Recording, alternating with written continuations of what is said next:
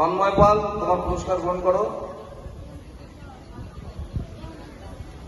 Seventh ইয়ার রবীন্দ্রসঙ্গীত মনীষা মিস্ত্রি।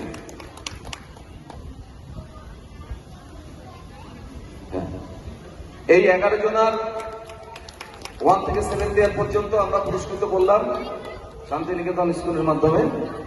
এরপরে আমাদের দ্বিতীয় পর্ব শুরু হচ্ছে। কার্তিক বাবুকে বলবো আপনি সামনে গিয়ে আসন গ্রহণ করুন।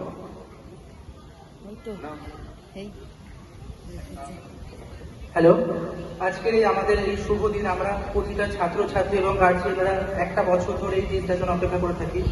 তো আমাদের যতটুকু সামর্থ্য পেরেছি আমাদের সঙ্গীত গুরু এবং শিক্ষা গুরু এবং আমাদের মেন্টর বলা যায়, তো তার জন্য আমরা ছোট্ট উপহার, সামর্থ্য নেই আমাদের দেওয়ার মতো কিছু, তবু আমরা ছোট্ট উপহার স্যারের জন্য এনেছি।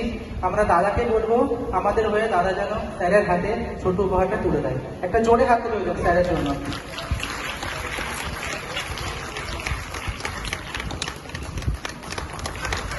আমি তার সাথে সাথে স্যারকে বলবো যে আমাদের ছাত্রছাত্রীদের জন্য ছোট্ট কিছু যদি বলে খুব ভালো হয় তাহলে।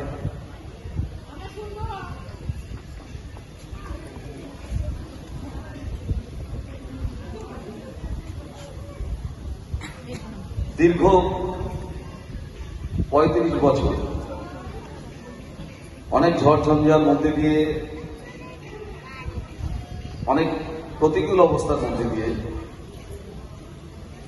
আমার প্রতিষ্ঠান শান্তিনিকেতন আমি করেছি। মোটামুটি আমার হাত দিয়ে 4000 স্টুডেন্ট তৈরি হয়েছে। কেউ কেউ রবীন্দ্র ভারতীতে পড়ছে, কেউ কেউ রবীন্দ্র ভারতী পাশ করে গেছে।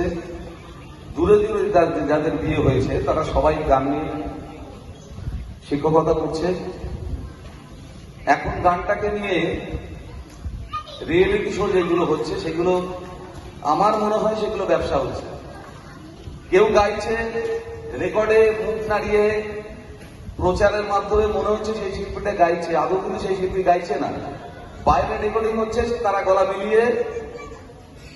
এখানে একটা রিয়েলিটি শো এর বিরুদ্ধে আমি একদম বিরুদ্ধে। আমাদের এই মঞ্চে কেউ ভুল গাইবে, কেউ তাল কাটবে, কেউ ভুল করবে, কেউ ভুল সুর গাইবে। আমার মনে হয় তার মধ্যে একটা অন্যরকম প্রাণ আছে। একটু ভুল হতেই পারে, আমরা মানুষ, আমাদেরও ভুল আছে, যারা মিউজিশিয়ান তাদেরও ভুল আছে, হতেই পারে। কিন্তু সেই ভুলটাকেই যদি আমাদের কানে আসে যে এই জায়গাটা আমাদের ভুল করলো বা আমি এই জায়গাটা ভুল করলাম, এই অনুভূতি দিয়ে যদি তোমরা নিজেরা বুঝতে পারো তাহলে একদিন তোমরা বড় শিল্পী হবে।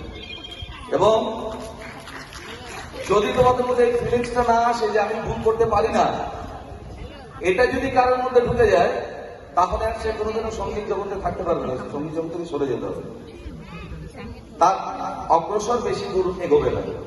আমার স্টুডেন্ট আমার ভীষণ বাধ্য, ভীষণ আমার কথা শোনে এবং আমি চাইছি ওদের সাথে আমার বাকি জীবনটা কাটাতে।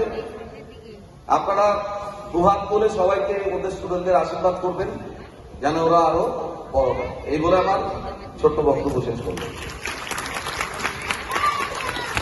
ধন্যবাদ মাস্টারমশাইকে, আমাদের সকলের প্রিয় সম্বোধাকে।